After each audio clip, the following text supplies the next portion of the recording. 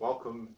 I'm delighted to be here with you, and I want to talk to you about some of the qualities that you must have and you should continuously develop to become really good um, as an investor.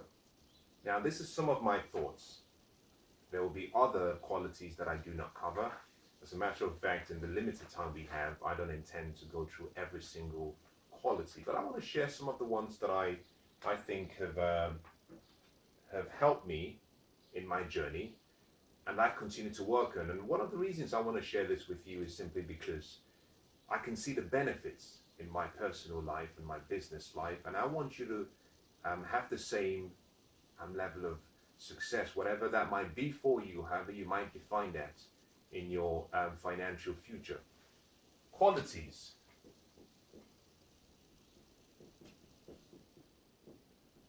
Of an investor.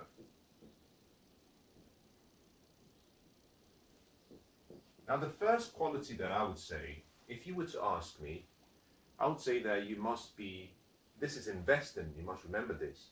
The first thing I would say is that you must have vision. You must be visionary in your thinking, meaning that you must be able to use your imagination to create pictures of what could be. One of the gifts we have that separates all of us from all life forms is that we have a mind. And most of us use our mind for the wrong thing. We use it to worry. Unfortunately, that's the wrong use of the imagination. We should use our imagination to create. Now, I love the film Inception. If you haven't seen it, it's worth watching. One of the reasons I like the film Inception is it's all about dreams. And I like the section in the film where Leonardo DiCaprio says, we created in our dreams, in our imagination, we created a world. And the world became so real that the real world was difficult to live in. Now, here he was referring to his wife. I believe that's how we should all be living. Now, that might be controversial, but let me qualify that statement. We've been given this opportunity and this ability that many refer to as a godlike ability. Now, some people say that we are created in the image of God, meaning that we are like God. Part of that likeness has to do with our ability to use our mind to create whatever we want. You know, one great writer says, whatever the mind can conceive and believe, the mind can achieve. You need a vision if you're going to be good in investing. Meaning you must be able to see beyond what your sight and your natural eyes show you. You must be able to see with your mind. And by seeing with your mind, we call that vision.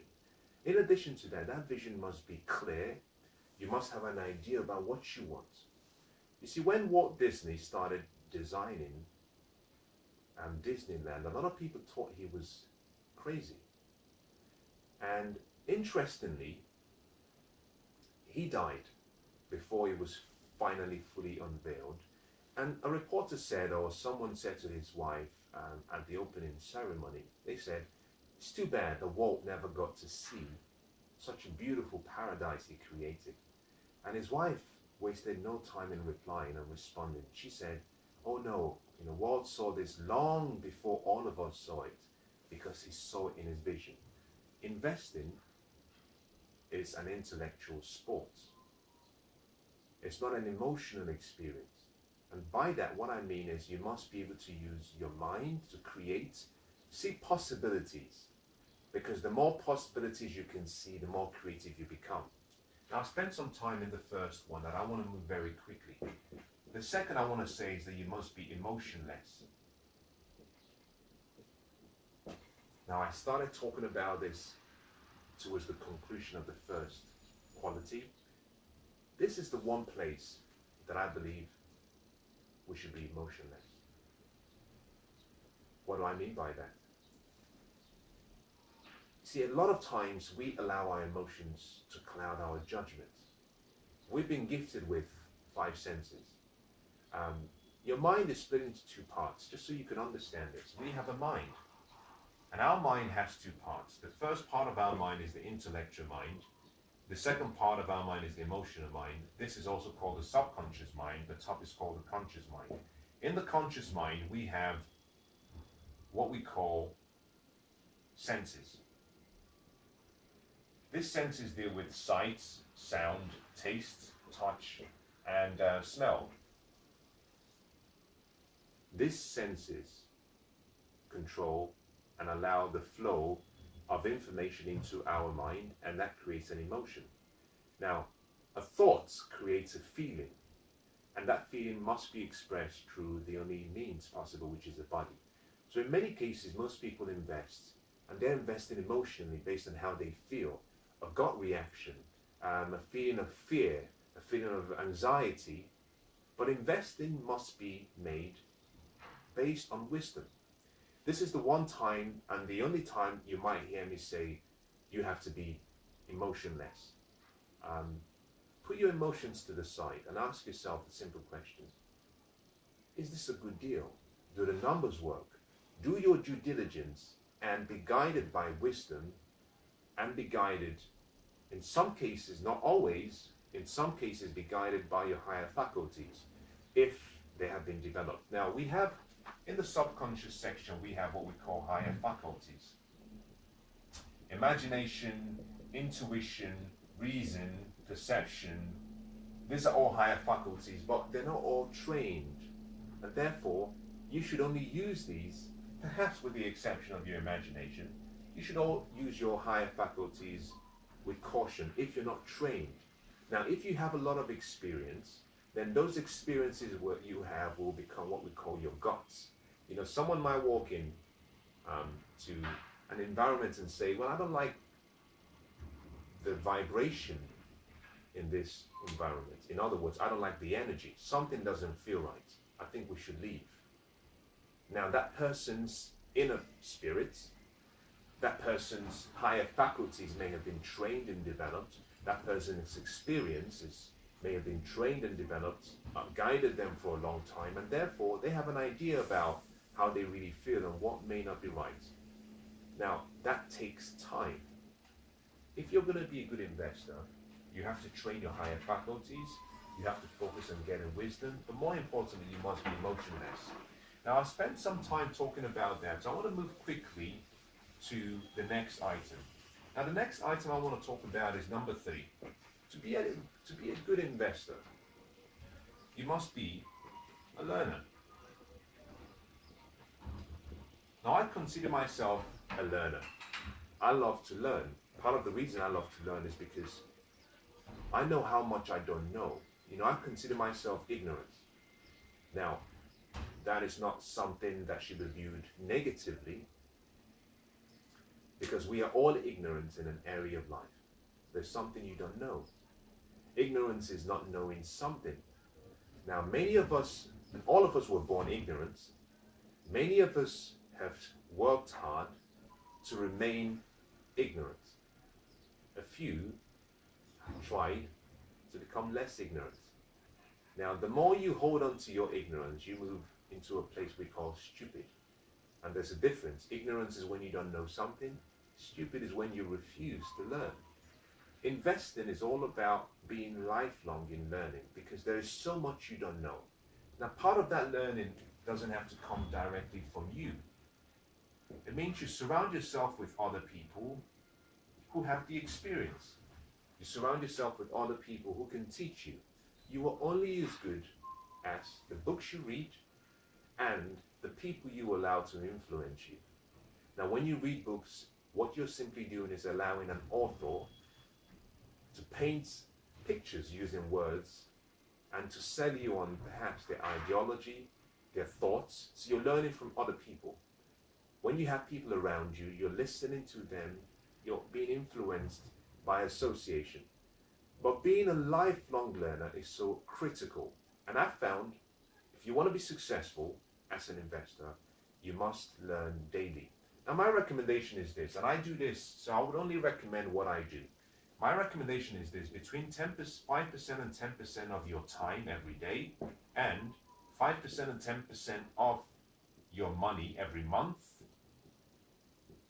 should be invested in increasing your personal development skills, investing in your mind.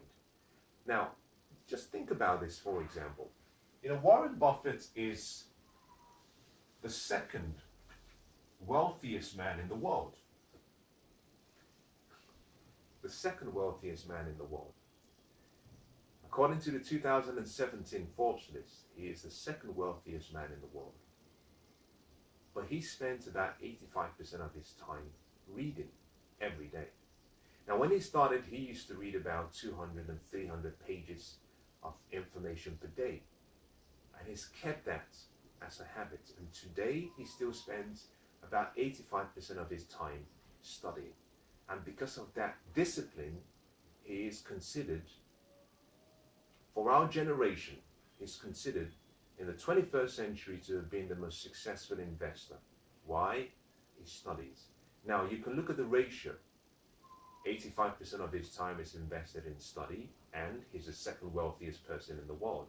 Is probably worth, I think according to the Forbes list, is worth roughly about 67 billion. Now look at the numbers and ask yourself the question, what are you worth and how much do you spend investing in your study? Because the numbers never lie. The fourth quality I want to talk about, which you must have if you're going to be a successful investor, is you must have creativity. And I want to talk about creativity from the point of view of having a childlike mind. You must be childlike, meaning that you see the possibilities and you see opportunities instead of problems. Now, don't get me wrong.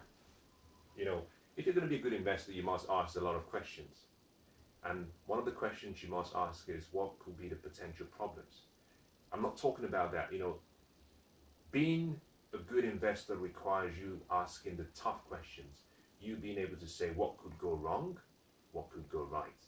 You must be able to debate both sides. You must be able to study the opportunity and say what could the potential problems be.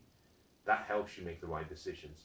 But what I'm referring to here in creativity is your ability to just allow your mind to create. Just create. Think about what you can potentially do. In other words, it's the word fantasy.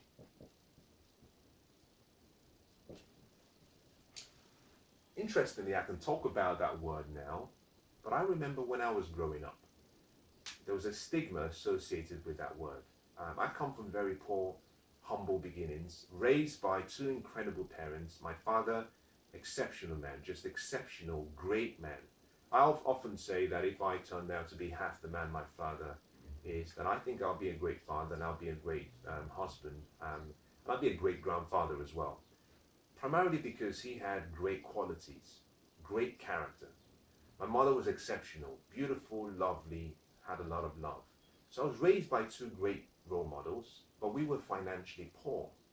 The environment we lived in was also poor. That meant that most people could only see by sight. And we were not really encouraged to dream. What my father did and my mother did, they always said, you can be who you want to be. But generally, we weren't encouraged, this is amongst the society, we weren't encouraged to dream.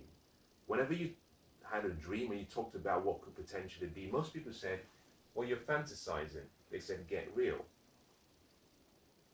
This is so sad, but the only way you develop your higher faculties, imagination, intuition, perception, reason, is by fantasizing, because everything begins as a fantasy, as a dream. If you walk in that dream and you hold on to the conviction that it could become real, hold on to that desire, the more you emotionalize that dream and fantasy, what you find is that slowly you start to believe. You start to believe that it could be, and this slowly becomes a fact. Because you're working on it slowly, you develop that fact and it becomes an idea. You take that idea, you put it to work, you find resources, you find people who can work with you, and slowly this idea that was a fact, that originally was a fantasy, becomes a reality. Everything you see around you started as a fantasy, as a dream, as a thought, as an idea. Think about this. The Wright brothers were able to create what I believe was one of the most innovative changes in the world. But did you know that the two brothers, whilst they were working on making a plane, making something that could defy gravity, everyone said it wasn't possible. As a matter of fact, did you know that their parents, his father, both of their fathers, was a clergyman. He was I don't know if he was a bishop, but he was well respected as a religious leader.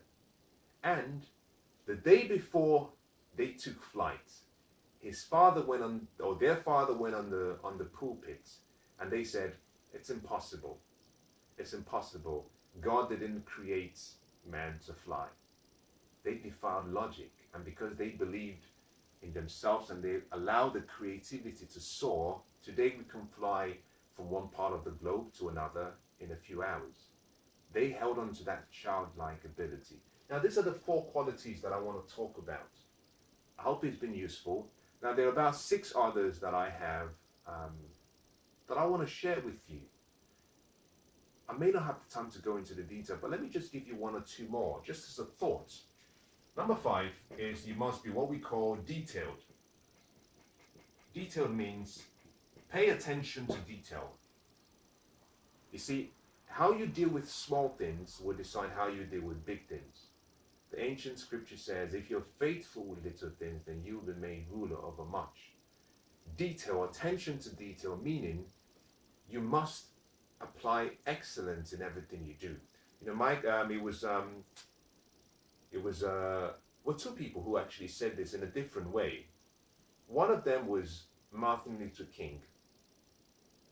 And he said, you know, if I be a street sweeper, then I'm going to sweep the streets so beautifully well that the host of heavens will look down and say, wow, there goes a street sweeper. And he referred this to him sweeping the streets like Michelangelo painted, or Picasso, meaning he was talking about excellence, mastery, be so good, focus on detail, be the best you can be. And this means in investing, nothing is too trivial. Everything matters. The small numbers matter. Spend the right time, analyze the deal, look for what's not said, because there's a story. And if you can capture the story, the investment unfolds before your eyes, and it's easy for you to make the right decision. So become very detailed. Some people might say become anal, become an analytical person. That is important. Now, it doesn't mean you have to do it yourself. You can employ the services of other people. You can use leverage, but get it done. Primarily because so that when you make a decision, you can look at the decisions you make and say, I think those were the right ones. Finally, I would simply say, be strategic. Now, strategic means in how you make decisions. You must be a good decision maker. You have to be exceptionally good at making decisions. If you can't make good decisions, unfortunately, you can't be a great investor. But to become a good decision maker, it's a skill that can be learned. You learn from experience, you learn from other